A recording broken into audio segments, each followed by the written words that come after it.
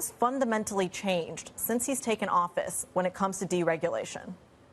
I think we will get significant clarity in terms of regulation. We will get legislation as well. I think many more policymakers in Washington understand that this was a single vote issue for many voters, especially young voters. And so this is becoming much more of a bipartisan issue. And of course, you have the executive branch also supporting it mightily, proposing that we include Bitcoin in Treasury reserve. So you've got, I think we're going to have support of all three branches of government are going to be supportive, which is a big change. Well, it would be a big change. And I mean, are we really sure of that, I suppose, is the question, because Gary Gensler, the SEC, had a very different view of the risks and the retail investor protections that should be in place when it comes to crypto. There are surely a lot of people who still believe that's important. Well, I think he didn't understand that this is the next big wave of the Internet.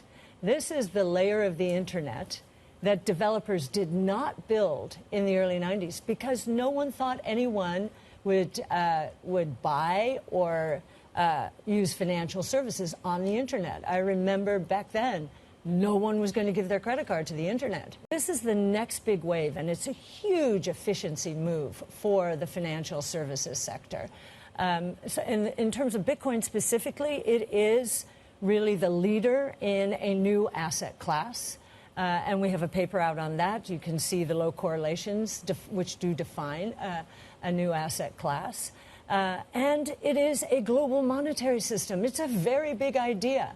My professor, mentor, friend, Art Laffer, when he collaborated with us on our Bitcoin paper in 2015, he said, "This is what I've been waiting for since the U.S. closed the gold window in 1971.